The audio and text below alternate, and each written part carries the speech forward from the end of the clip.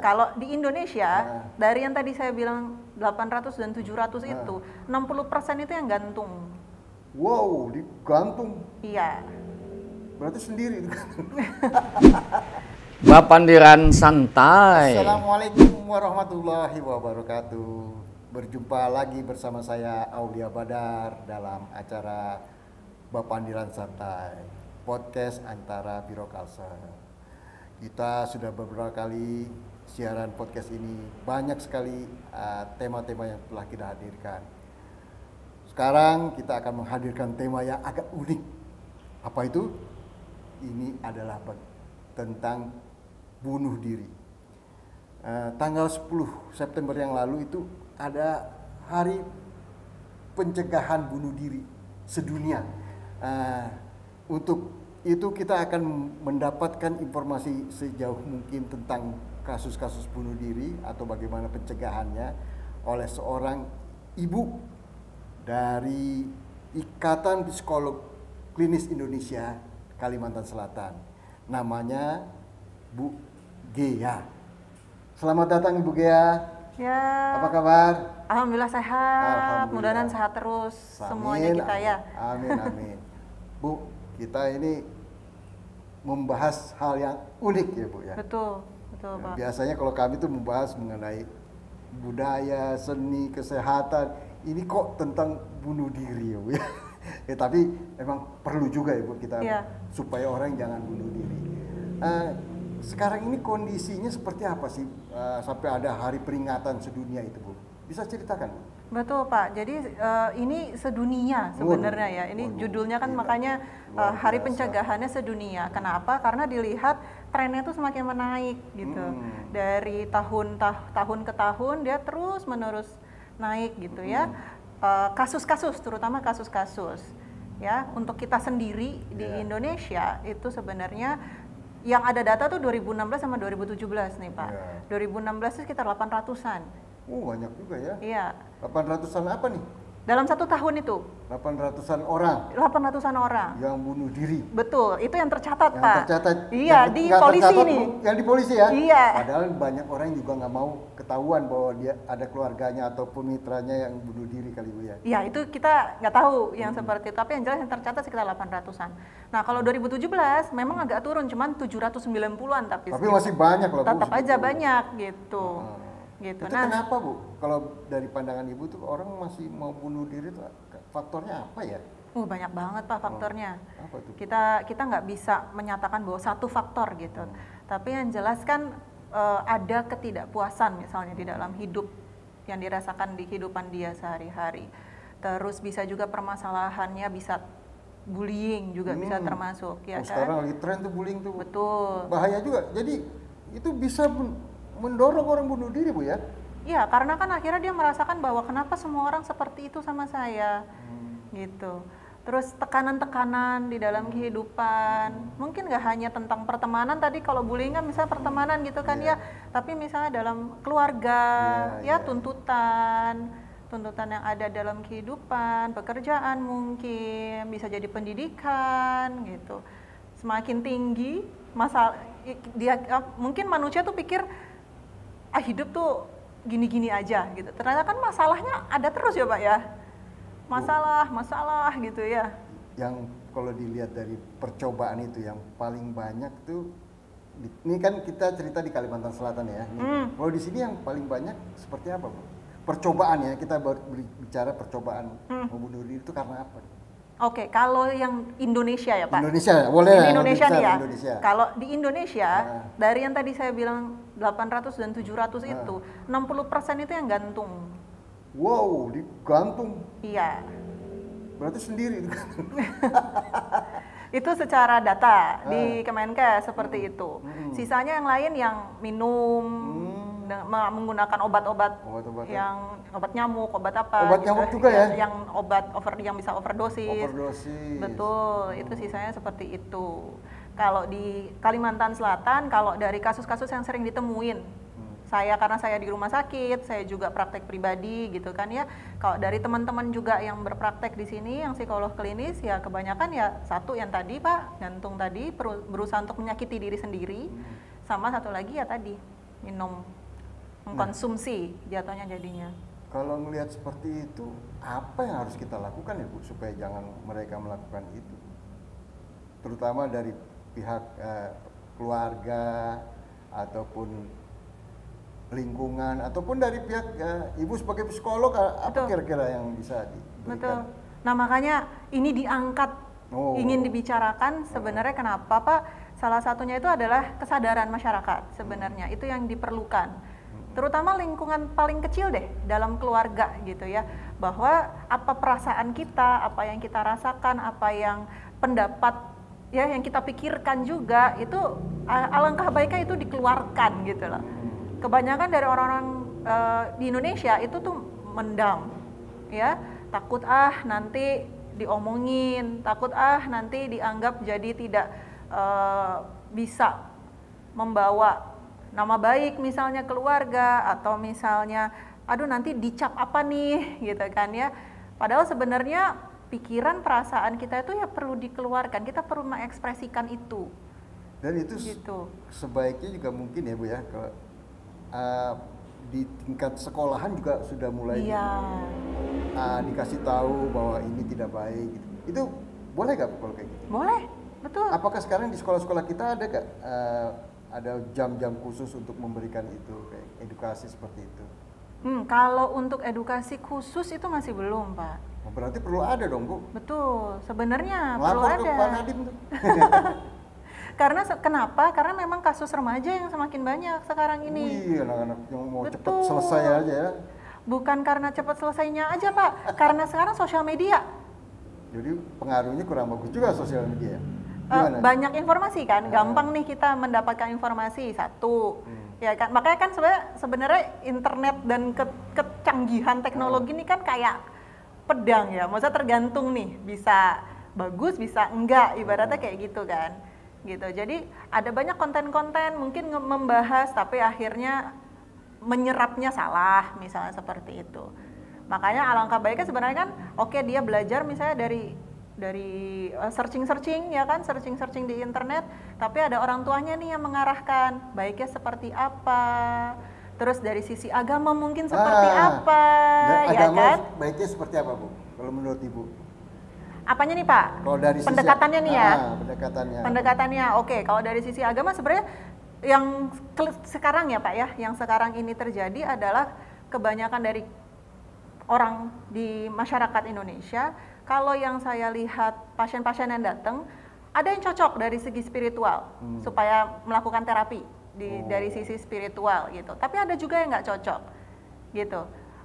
Yang paling banyak misalnya orang tua tuh sering ngomong gini Pak, kamu curhat-curhat kayak begini atau cerita-cerita kayak begini, kamu tuh kurang menghadap, kurang begini, coba kamu begini, coba kamu begitu. Padahal sebenarnya mungkin anaknya atau pasangannya misalnya gitu kan ya, misalnya suami yang ngomong ke istri, padahal pengennya didengerin, pengennya itu toh yang kamu rasain gitu. Perhatian berarti Ibu. Betul, ya. Tapi sudah dijudge, dianggap bahwa tidak dekat misalnya dengan Tuhan dan sebagainya. Ada beberapa yang merasakan seperti itu. Ibu kalau lagi memberikan bantuan-bantuan kepada pasien Ibu ya, misalnya, apakah sekarang kan ini pandemi nih Bu? Betul. Jarang bisa ketemu-ketemu, itu polanya seperti apa Bu? Kalau untuk sekarang ya Pak ya, ada dua cara sebenarnya. Yang tatap muka sudah ada. Oh ada, tatap muka dengan prokes tetap ketat dengan APD dan segala macam itu juga ada. Dan kami kan juga udah vaksin semua yang psikolog klinis gitu kan, karena termasuk tenaga kesehatan kami. Terus satu lagi yang masih ini ya online. Online ya. Online kayak apa? Kayak Zoom atau kayak lewat WA aja gimana tuh? Ada yang lewat WA, ada yang lewat Zoom, gitu. Jadi beda-beda nih Pak, tergantung aksesnya juga. Kadang kita tanya ke pasiennya misalnya dia nggak punya Zoom gitu kan ya, atau daerahnya juga internetnya juga nggak terlalu mumpuni gitu ya untuk dia Zoom, kita pakai WA misalnya gitu.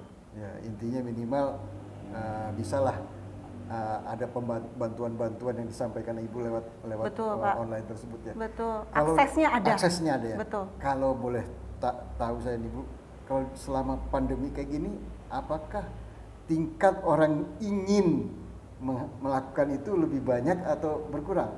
Bunuh diri itu maksudnya. Kalau sekarang ya Pak ya kasusnya meningkat sebenarnya. Oh meningkat ya? Meningkat. Di era pandemi kayak gini? Betul.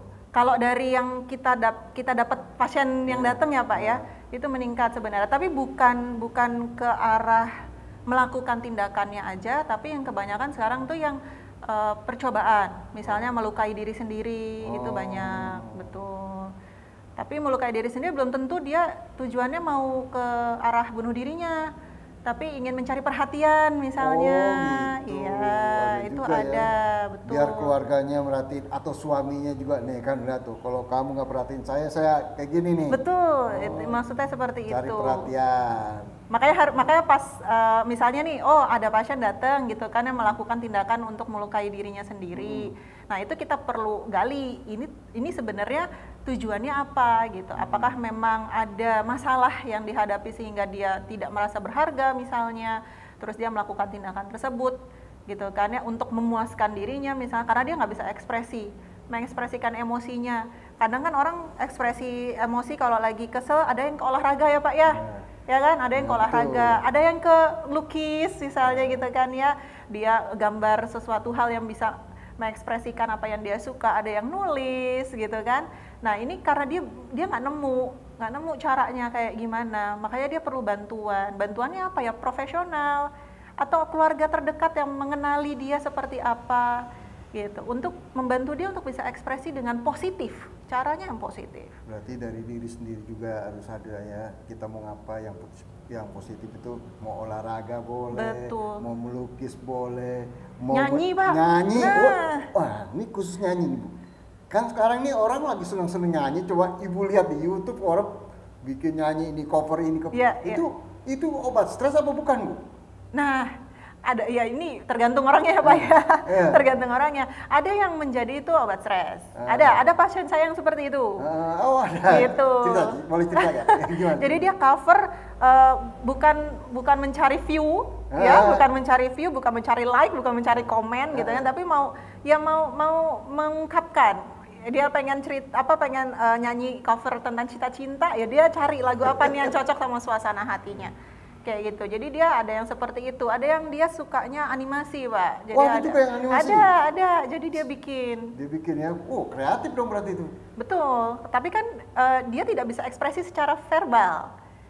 Kesulitan gitu. Dia kesulitan untuk ekspresi cerita tuh dalam bentuk verbal, dalam bentuk kata-kata tuh bingung. Tapi dia bisa dalam bentuk animasi, dalam bentuk gambar. Kalau wisata itu apakah obat juga yang bagus untuk mengurangi ketegangan, Bu? Orang-orang yang punya masalah seperti itu akan lebih bisa berkurang dengan berwisata atau gimana? Itu salah satunya, Pak.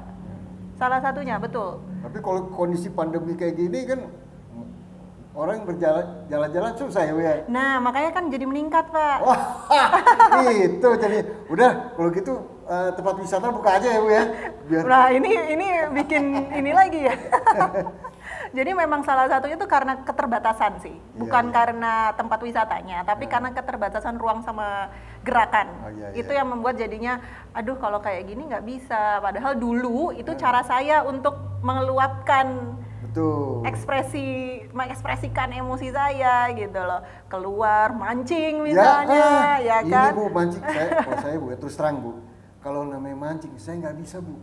Saya nggak betah, itu lama nggak dapat. Iya. Kalau teman saya itu malah seneng deh gitu. Dan itu jadi momen dia sama dirinya sendiri kan, Pak.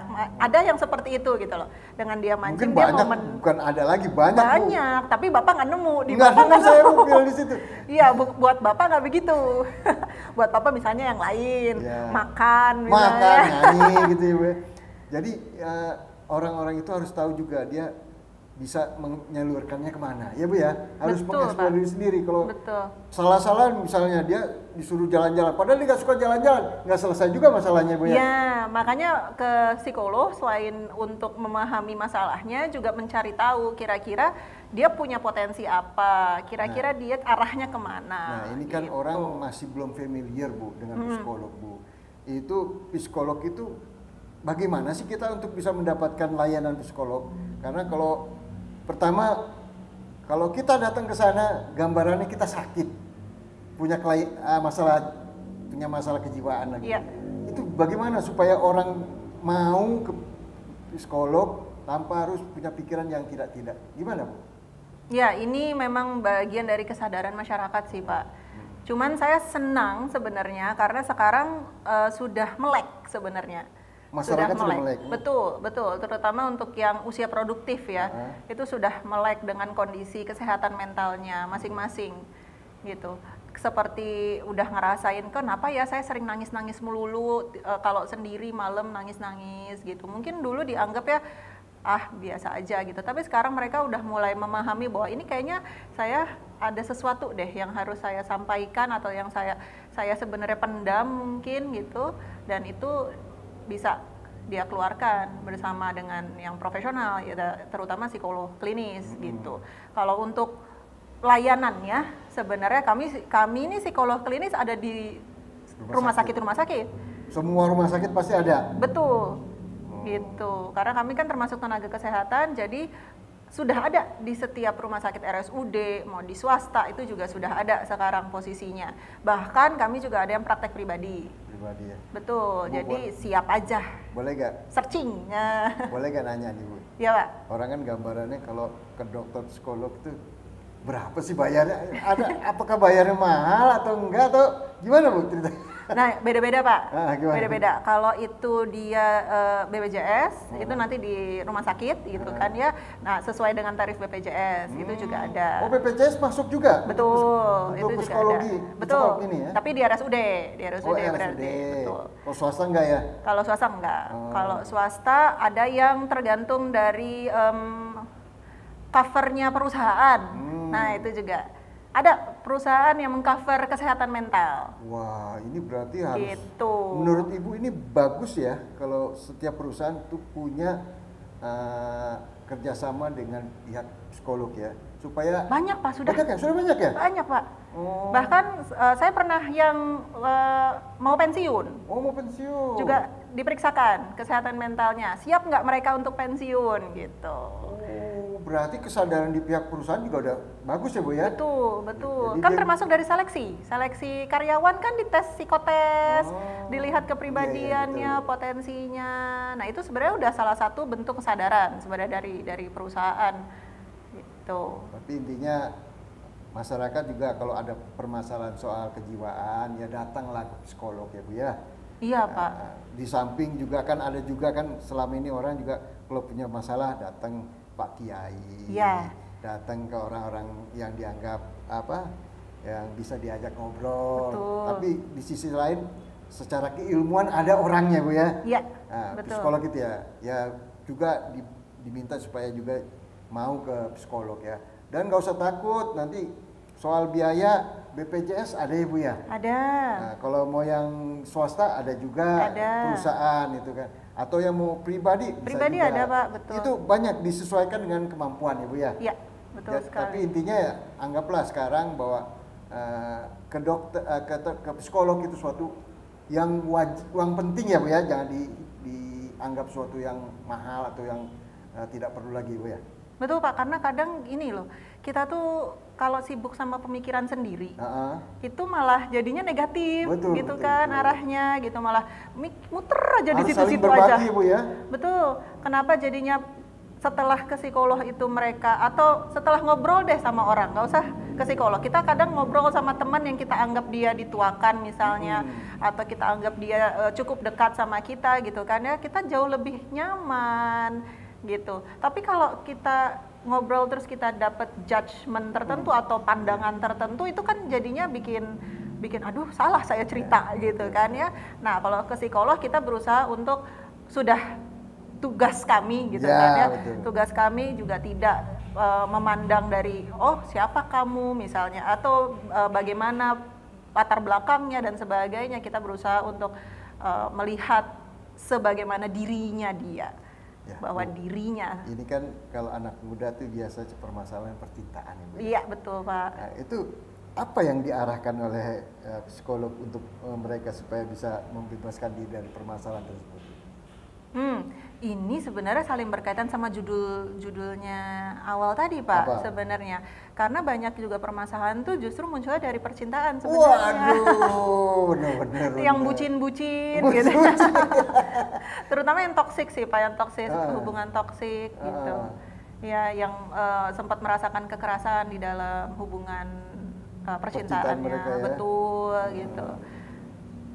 Itu karena selama waktu berhubungan dengan pasangannya tersebut yang dia rasain kan adalah dengan kekerasan tersebut gitu yang dia rasakan untuk ekspresi emosi dan sebagainya. Jadi dia mencari lagi ya dengan melukai dirinya sendiri.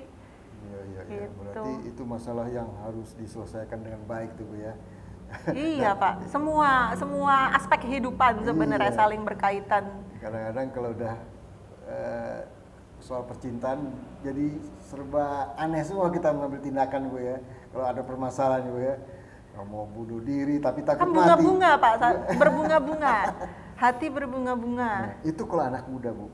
Kalau orang pensiunan, itu biasanya permasalahannya apa yang membuat dia galau tuh Bu? Apa ya Bu? Kalau yang sudah tadi kan berarti kan sudah usianya sudah di atas ya Pak ya. Kalau usia di atas tuh lebih kalau pensiun lebih ke arah post power biasanya. Betul, post power syndrome setelah tadinya dia punya kegiatan. Pas jadi pimpinan punya kegiatan sibuk, tiba-tiba nggak ada kegiatan, nggak ngapa-ngapain. Nah itu yang tadi saya bilang biasanya perusahaan menyiapkan dulu nih supaya dia tahu langkah berikutnya mau ngapain. Misalnya mau buka warung misalnya contoh gitu kan ya. Atau oh yaudah di rumah aja menikmati toh anak-anak sudah begini. Nah, itu yang ingin ditemukan biasanya. Apa yang dia rasakan dari kehidupannya dia sendiri gitu. Dari ada situ. kasus-kasus yang Ibu jalani hadapi dengan pasien-pasien itu yang menarik. Kira-kira yang seperti apa yang menariknya orang-orang itu? Banyak sih Pak, soalnya beda-beda tiap. Coba cerita aja tiap biar orang tahu bahwa permasalahan unik-unik. psikologi ini banyak nih. Apa Pak? Oke, kalau yang tadi Bapak contohnya lansia ya, kalau yang udah lansia, yang udah masa pensiun, nah itu ada juga Pak yang merasakan dengan judul kita hari ini gitu yang bunuh diri gitu kan ya. Tapi bukan ke arah bunuh percobaan belum mengarah ke percobaan. Tapi sudah muncul, sudahlah ngapain lagi aku gitu. Udah capek misalnya cepat ambil saja. Nah, merasakan yang seperti itu tuh ada gitu. Misalnya masalah-masalah malah muncul pada saat pandemi sekarang gitu kan. Jadi tuntutan banyak misalnya, terus harus ngurusin ini, ngurusin itu. Nah, untuk orang-orang seperti ini Bu, apa saran Ibu? Nah, ini sebagai penutup nih Bu ya. Apa yang Ibu bisa sampaikan supaya orang janganlah berpikiran yang negatif-negatif seperti itu, berpikiran positif. Seperti apa Bu yang harus disampaikan? Oke, jadi sebenarnya kita balik lagi bahwa sebenarnya apa yang ada di dalam pikiran kita itu kita anggap. Kadang kita nggak mau anggap gitu ya bahwa itu negatif. Padahal sebenarnya saya ada berpikiran negatif. Gitu.